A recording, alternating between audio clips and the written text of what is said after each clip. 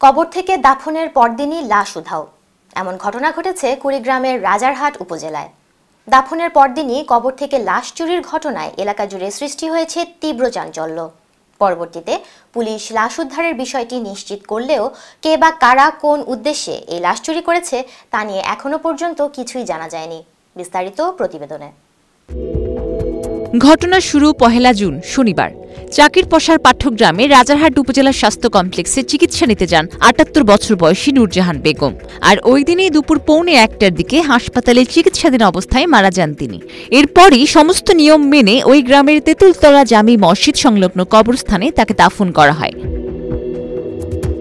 একই দিন রাত 10:30 মৃতের ছোট ছেলে নুরুল হুদা নবাব কবরস্থানে গিয়ে মায়ের কবরটি উন্মুক্ত দেখতে পান। তার মায়ের লাশ কবরস্থান থেকে চুরি হয়ে গেছে এই সত্য নিশ্চিত হয়ে পরিবারের অন্যান্য সদস্যদের বিষয়টি তিনি জানান।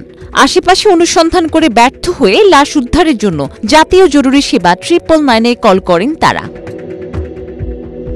তৎক্ষণাৎ ঘটনাস্থলে ছুটে আসে রাজারহাট থানা পুলিশ। ঘটনাস্থলে গিয়ে কবর উন্মুক্ত দেখতে পান তারাও। খোঁজাখুঁজির এক পর্যায়ে কবরস্থানের কাছে একটি জমিতে অর্ধনিমজ্জিত অবস্থায় লাশ দেখতে পান তারা।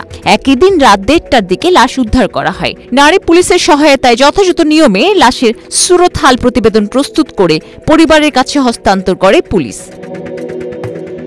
মরদেহ উদ্ধারের একদিন পর 2রা জুন দুপুরে বিষয়টি নিশ্চিত করেছেন রাজারহাট থানা পুলিশের ভারপ্রাপ্ত কর্মকর্তা মোস্তাফিজুর রহমান। তিনি বলেন, কেউ হয়তো চুরির উদ্দেশ্যে লাশটি কবর থেকে তোলেন। পুলিশের উপস্থিতি টের পেয়ে পরে পালিয়ে যান। বিষয়টি এখনো পর্যন্ত তদন্তাধীন রয়েছে বলেও জানান তিনি। মৌসুমী মৌ, প্রবাস খবর।